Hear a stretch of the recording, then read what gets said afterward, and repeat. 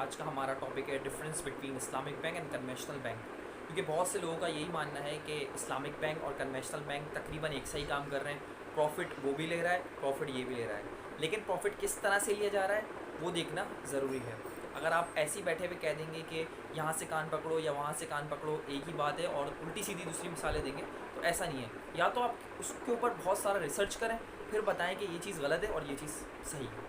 तो बेसिकली आज की वीडियो को बनाने का मकसद ही यही है कि मैं आपको अवेयरनेस दूँ इस्लामिक बैंक के बारे में कि वो किस तरह से कन्वेंशनल बैंक से डिफरेंस हो। सबसे बड़ा जो फ़र्क है वो है रिबा फ्री ट्रांजैक्शन का। जब आप कन्वेंशनल बैंक के पास जाते हैं, वो आपसे किसी किस्म की सेल या बै नहीं करता। वो कहता है कि ये रहे पैसे, आप जाके चीज़ ले लें। ठीक है, पैसे दिए, पैसे पे इजाफी पैसे लिए, मतलब होमोजीनियस करेंसी थी, मैंने आपको 5 रुपये दिए और कहा मुझे 7 रुपये दे दो, तो ये सूद हो गया। जैसे कि हदीस मुबारक मैं आपको काफ़ी बार बता चुका हूँ, जैसे कुल्लू कर्ज़िन जर्रा मनफ़अत फ़हुव रिबा, हर वो कर्ज जो अपने साथ नफ़ा लाएगा सूद है। इसी तरह अगर आप इस्लामिक बैंक के पास जाएंगे और आप मुराहबा कराएंगे, मुराहबा कहते हैं बै की एक शक्ल है, ठीक है, उसमें कुल लागत बता देते हैं कि मैंने ये चीज़ इतने की ख़रीदी है, मैं आपको इतने की बेचूँगा। सपोज़ मेरे पास कोई मशीनरी है, वो मैंने ख़रीदी है 5 लाख रुपए की और मुझे आगे सेल करनी है, तो मैं उसको बता दूंगा कि मैंने ये 5 लाख रुपए की ख़रीदी है और मैं तुम्हें 6 लाख की बेच रहा हूँ, तो इसको मुराहबा कहते हैं। तो मुराहबा को बैंक मोड ऑफ फाइनेंसिंग को यूज़ कर रहा है। अब सपोज़ करें एक कस्टमर आया, उसको एक मशीनरी की ज़रूरत थी। अब बैंक ऐसा नहीं कह सकता कि मैं तुम्हें पैसे देता हूँ, तुम मुझे इतने साल बाद वापस कर देना, और ना सूद हो जाएगा पैसे पे, नफ़ा इस तरह से हासिल करना। ये दिमाग से निकाल दें कि प्रॉफिट ज़्यादा लेना सूद है। सूद ये नहीं है, सूद ये है कि मैंने आपको कर्जा दिया और कर्जे पे वापस ज़्यादा ले लिया, क्योंकि उकूद तबर्रा में से एहसान की एक सूरत है कर्जा देना, उकूद मुआवजा में से नहीं है। तो इस्लामिक बैंक में एक कस्टमर आया, हम उससे कॉन्ट्रैक्ट सबसे पहले प्रॉमिस का करते हैं। एक प्रॉमिस लेते हैं कि मैं तुम्हारे बिहाफ पे ये चीज़ खरीद रहा हूँ, तुम मुझसे ये चीज़ खरीदोगे। प्रॉमिस ले लिया।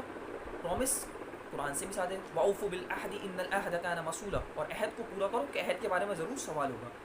तो उससे हम यूनिलेटर प्रॉमिस ले लेते हैं। उसके बाद क्या करते हैं, हम उसको एजेंट बना के बेचते हैं सप्लायर के पास। वो किसके बिहाफ पे चीज़ दे रहा है? बैंक के बिहाफ पे। रिस्क कहाँ आ रहा है? बैंक को।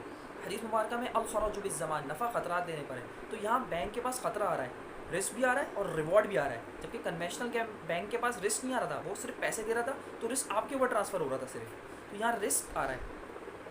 तो आप एजेंट बन के जाते हैं सप्लायर के पास, वो चीज़ ख़रीदते हैं, उसके बाद आप बैंक को बताते हैं कि मैंने फ़लाँ चीज़ ख़रीद ली है। तो ये पोजीशन जो आ रहा है ना, ये बैंक का पोजीशन आ रहा है, आपका नहीं आ रहा, क्योंकि आपने बैंक के बिहाफ पे वो चीज़ ख़रीदी है। एजेंसी भी जायज़ है। आप सल्लल्लाहु अलैहि वसल्लम ने हदीस का मफ़हूम बता रहा हूँ मैं आपको, आप सल्लल्लाहु अलैहि वसल्लम ने हिजरत विदा के मौके पर 63 ऊँट ज़ुबा किए। बाकी ज़ुबा करने के लिए हज़रत अली रज़ियल्लाहु तआला अन्हु को वकील मुकर्रर किया, तो वकालत भी जायज़ है। इसी तरह अगर आप पोजीशन की बात करेंगे, पोजीशन के बारे में जैसे मैंने बताया, फ़िज़िकल और कंस्ट्रक्टिव पोजीशन होते हैं। बैंक के पास फिजिकल पोजीशन नहीं आता, बैंक के पास वो चीज़ मौजूद नहीं होती, लेकिन कंस्ट्रक्टिव पोजीशन होता है। इसके पोजीशन के हवाले से एक हदीस है, बोला तभी हत्ता तक़विदहू, मत बेचो यहाँ तक कि तुम कब्ज़ा ना कर लो। तो बैंक कब्ज़ा कर रहा है यहाँ पर। ये देखें कि पोजीशन जो है बैंक के पास आ रहा है, लेकिन फिजिकल नहीं, कंस्ट्रक्टिव पोजीशन आ रहा है। अब वो कस्टमर के पास चीज़ आ गई, कस्टमर क्या करेगा? कस्टमर करेगा, ऑफ़र करेगा कि मुझे फ़लाँ चीज़ ख़रीदनी है। बैंक इजाब करेगा, क्योंकि बैंक की शराइत में ये है कि इजाब व कबूल होना ज़रूरी है। तो यहाँ इजाब व कबूल भी होता है। सब्जेक्ट मैटर को भी देखेंगे आप, अंडरलाइन सब्जेक्ट मैटर क्या है? लॉफुल है, स्पेसिफाइड है, क्वांटिफाइड है, वैल्यू है, प्राइस, तो इसमें पोजीशन है, तो बैंक के पास पोजीशन भी आ गया। तो ये सारी जायज़ चीज़ें देख रहे हैं आप, हो रही हैं और हदीस से साबित हो रही हैं। मैं अपने पास से नहीं बता रहा हूँ कि मैं अपने पास से कुछ भी बता रहा हूँ। तो बैंक इजाब कबूल करता है, तो फिर बैंक उस पर अपना प्रॉफिट रख के बेच देता है, जो एक हलाल तरीका है। तो यहाँ बैंक जो है मोड ऑफ़ फाइनेंसिंग यूज़ कर रहा है, सेल को मॉडल फाइनेंसिंग के तौर पे यूज़ कर रहा है।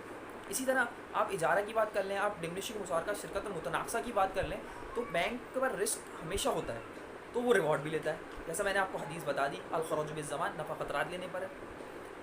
और कॉन्ट्रैक्ट का सबसे बड़ा फ़र्क होता है। इस्लामिक कॉन्ट्रैक्ट के बारे में मेरी वीडियो है इस चैनल पे, उसके अलावा डिफरेंट मुशारका हो गया, मुदारबा हो गया, और आने वाले वक्त में मैं और वीडियोस शेयर करता रहूँगा। असल में इस्लामिक फ़ाइनेंस जो है ना, एक बड़ा सब्जेक्ट है, उसको मैं ये नहीं कर सकता कि एक ही वीडियो में आपको समझा दूँ। तो आपको रिबा के बारे में थोड़ा सा पढ़ना पड़ेगा, थोड़ी सी अपनी रिसर्च अच्छी करनी पड़ेगी।